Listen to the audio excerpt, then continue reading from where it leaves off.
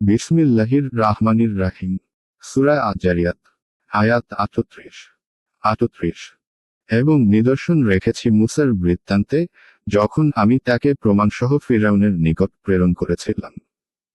আয়াতের তাফসীর।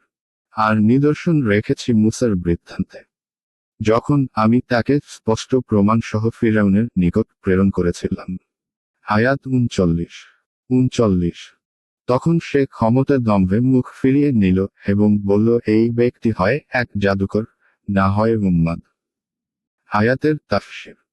তখন সে ক্ষমতার দম্ভে মুখ ফিরিয়ে নিল এবং বলল, এই ব্যক্তি হয় এক জাদুকর, না হয় এক পাগল। শক্তিশালী দিককে রুকন বলে। এখানে তার নিজস্ব ক্ষমতা এবং সৈন্যকে বোঝানো হয়েছে। আয়াত 40। সুতরাং আমি তাকে ও তার দলবলকে শাস্তি দিলাম এবং তাদেরকে সমুদ্রে নিক্ষেপ করলাম। সে তো ছিল তিরস্কারযোগ্য। আয়াতের তাফসীর। সুতরাং আমি তাকে ও তার দলবলকে পাকড়াও করলাম এবং তাদেরকে সমুদ্রে নিক্ষেপ করলাম। আর সে ছিল তিরস্কারযোগ্য। অর্থাৎ তার কর্মই ছিল এমন, যার উপর সে তিরস্কারেরই যোগ্য ছিল। আয়াত 41। এবং নিদর্শন রয়েছে আদের ঘটনায়, যখন আমি তাদের বিরুদ্ধে প্রেরণ করেছিলাম অকল্যাণকর বায়ু। আয়াতের তাফসীর। আর আদের ঘটনায় নিদর্শন রেখেছি যখন আমি তাদের বিরুদ্ধে প্রেরণ করেছিলাম কল্যাণশূন্য বায়ু। 2 আদের ঘটনাতেও আমি নিদর্শন রেখেছি। 2 বন্ধা বায়ু, যাতে কোনো কল্যাণ ও বরকত ছিল না। সে হাওয়াতে না গাছে ফল আসত, আর না বৃষ্টির সুখবর, বরং তা ছিল কেবল ধ্বংস ও আযাবের ঝড়। আয়াত 42। এটা যা কিছুর উপর দিয়ে বয়ে গিয়েছিল তাকেই চূর্ণ বিচূর্ণ করে দিয়েছিল। আয়াতের তাফসীর।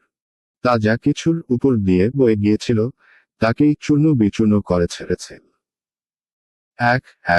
এ ছিল সেই বাতাসের প্রতিক্রিয়া, যা আদ জাতির উপর শাস্তি স্বরূপ প্রেরণ করা হয়েছিল।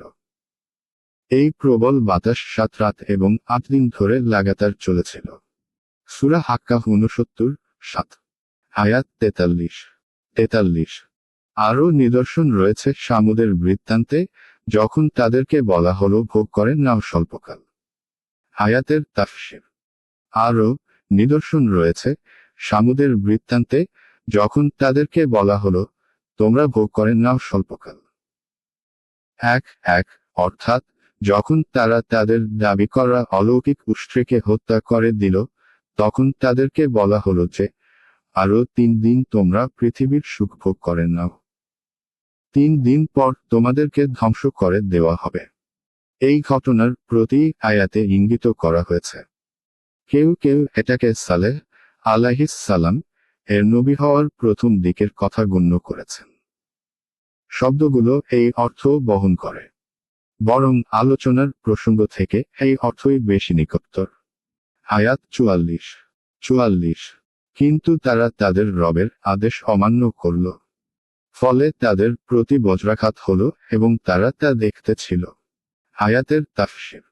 কিন্তু তারা তাদের প্রতিপালকের আদেশ অমান্য করল, ফলে তাদের প্রতি বজ্রাঘাত হলো এবং তারা দেখছিল।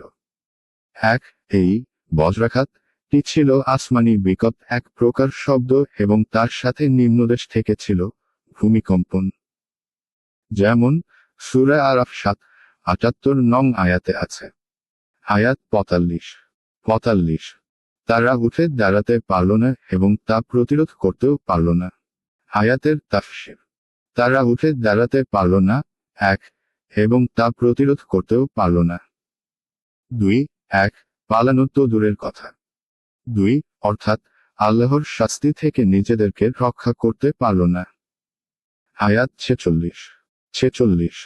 আমি ধ্বংস করেছিলাম তাদের পূর্বে নূহের সম্প্রদায়কে, তারা ছিল সত্যত্যাগী সম্প্রদায়। আয়াতের তাফসীর। আমি ধ্বংস করেছিলাম তাদের পূর্বে নূহের সম্প্রদায়কে, নিশ্চয় তারা ছিল সত্যত্যাগী সম্প্রদায়। নূহ আলাইহিস সালাম এর সম্প্রদায় আদ, ফিরাউন এবং সামুদ ইত্যাদি সম্প্রদায়ের বহু পূর্বে অতিবাহিত হয়েছে। তারাও আল্লাহর আনুগত্য করার পরিবর্তে তার অবাধ্যতার পথ অবলম্বন করেছিল। পরিশেষে তাদেরকে প্লাবনে ডুবিয়ে দেওয়া হলো।